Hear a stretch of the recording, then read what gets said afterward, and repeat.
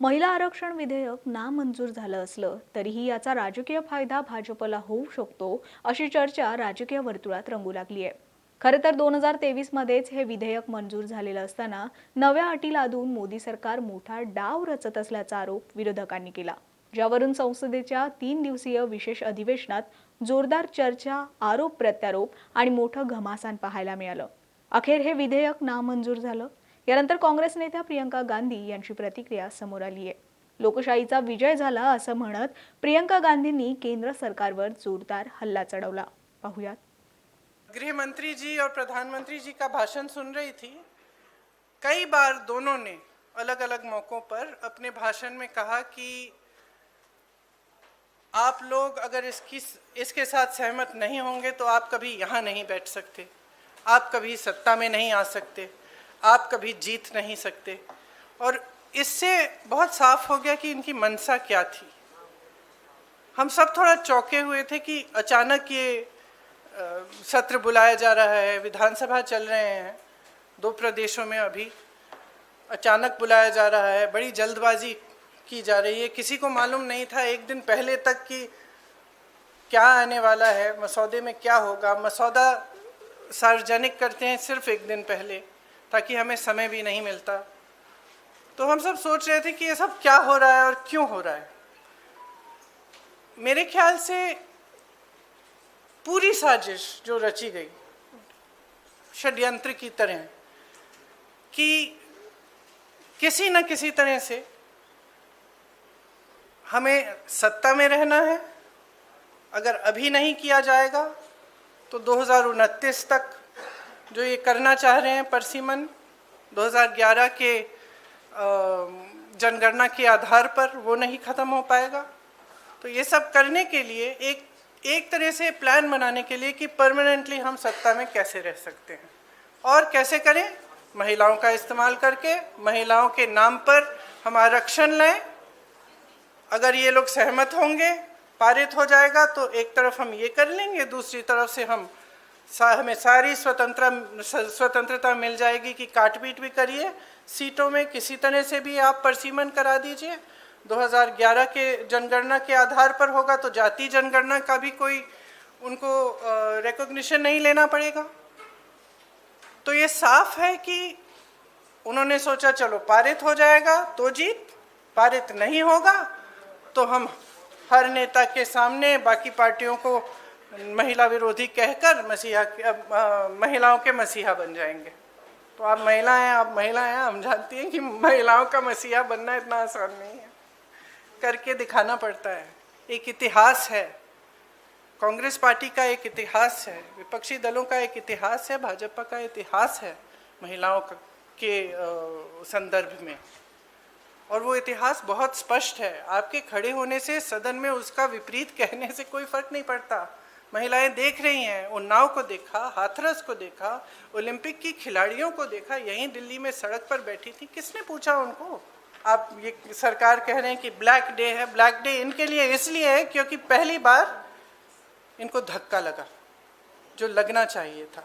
कुछ ठोस करना है तो आप 2023 में जो सर्वसहमति से जो विधेयक पास हुआ था, पारित हुआ था, सारे दलों ने उसका समर्थन किया था, उसको लाइए।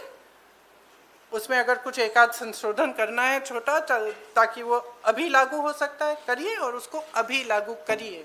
महिलाओं को हक दीजिए, अभी दीजिए, लेकिन उसको आप घुमाकर और दूसरी चीज़ों के साथ उसको अटैच करके आप गुमराह करने की कोशिश मत करिए। सीधी सी बात है, इसको अभी करिए, हम सब तैयार हैं। प्रॉपर प्लॅनिंगने विधेयक मंजूर करून घेणारी भाजप यावेळेस अपयशी ठरली, ज्यामुळे विरोधकांचा मोठा विजय झाला असा मेसेज आता दिला जातोय. तर आम्ही मोदी सरकारचा डाव हाणून पाडला, लोकशाही वाचवली असा दावा विरोधकही करू शकतात.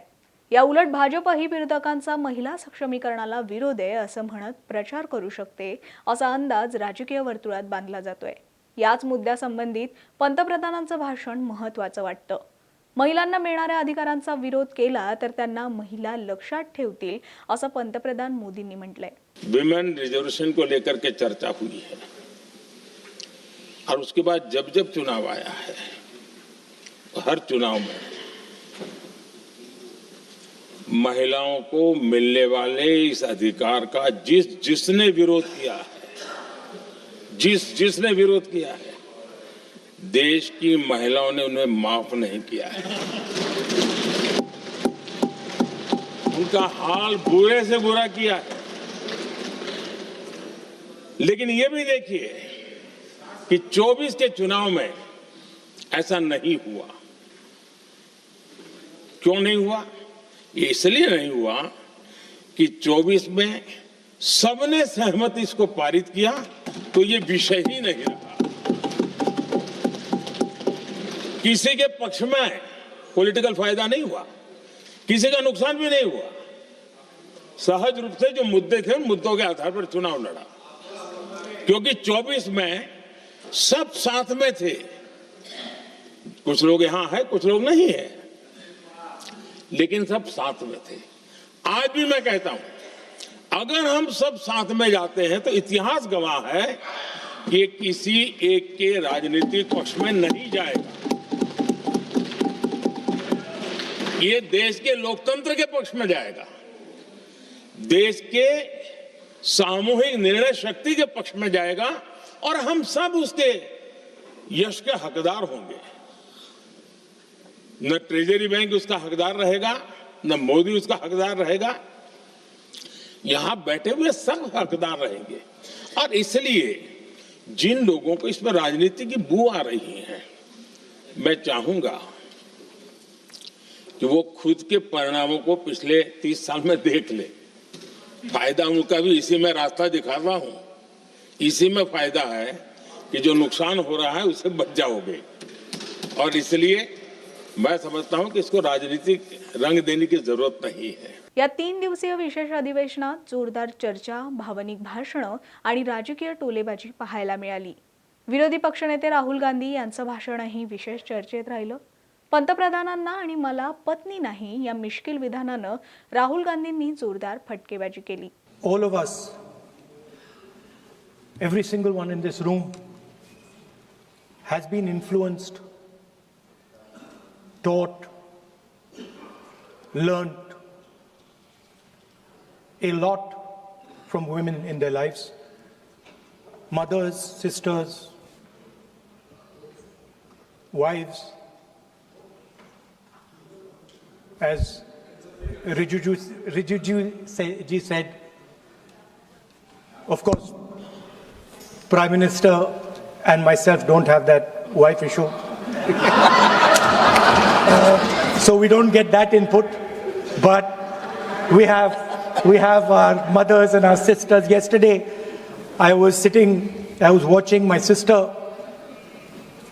achieve something that, in 5 minutes, achieve something that I have not been able to do in maybe 20 years of my political career, which was to make Mr. Amit Shah ji smile. There's something that I also need to practice and learn, and I was feeling very proud as an older brother as she was doing that, delivering the speech in a way that is different than mine, of course. नारी शक्ती वंदन विधेयक आणि हे विशेष अधिवेशन अनेक गोष्टींनी लक्षवेधी ठरलं। याच अधिवेशनात प्रियंका गांधी यांनी सरकारला काढलेले चिमटे आणि त्यावरून केंद्रीय गृहमंत्री अमित शहा यांनाही हसू आवरेनासं झालं। संसदेतला हा क्षणही या अधिवेशनात चांगलाच गाजला।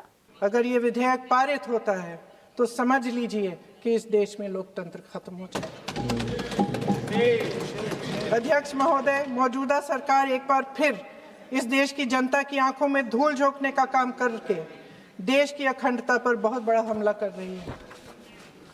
एक तरफ महिला आरक्षण की बड़ी बड़ी बातें, तो दूसरी तरफ गुप्त रूप से ओबीसी वर्ग का हक छीना जा रहा है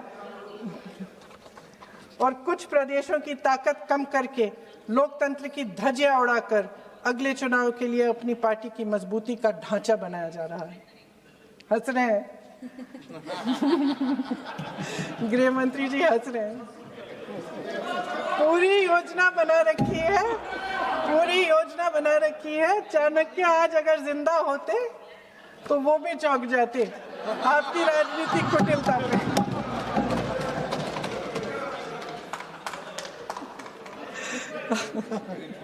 इन्होंने पूरी योजना बना रखी है, हंस रहे हैं, सहमत है मेरी बातों से। अध्यक्ष महोदय, इन्हीं 543 लोकसभा क्षेत्रों में से महिलाओं को 33% आरक्षण क्यों नहीं दिया? अगर पद खोने का डर नहीं है तो कुछ लोग अपना पद खो लें।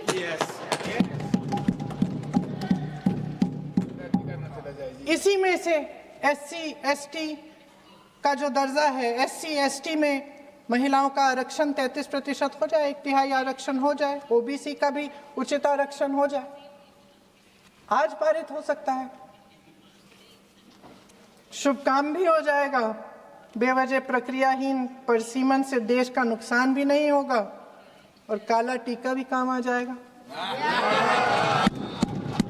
या अधिवेशनात अनेक नेत्यांची वक्तव्य सोशल मीडियावर मोठ्या प्रमाणात व्हायरल झाली। एकूणच महिला आरक्षणाचा मुद्दा हा राजकारणाच्या केंद्रस्थानी आल्याचं पाहायला मिळालं। विधेयक मंजूर झालं नसलं तरी भाजपसाठी हा धक्का नसून एक संधीच असल्याचं बोललं जातंय। सध्या 5 राज्यांच्या निवडणुका डोळ्यासमोर ठेवून हे विशेष अधिवेशन बोलावण्यात आलेलं असा विरोधकांचा आरोप आहे। त्यामुळे आताही हे विधेयक नामंजूर झालं असलं तरी आम्ही महिलांसाठी विशेष अधिकार आणत असताना विरोधकांनीच महिलांना विरोध केला असा संदेश भाजप देऊ शकतं असं सांगण्यात येतंय। या सगळ्यावर तुम्हाला काय वाटतं? तुमचं मत कमेंटमध्ये कळवा आणि अशाच व्हिडिओ पाहण्यासाठी महाराष्ट्र टाइम्स ऑनलाईनच्या YouTube चॅनलला सबस्क्राईब करा, फेसबुक पेजला लाईक आणि फॉलो करा।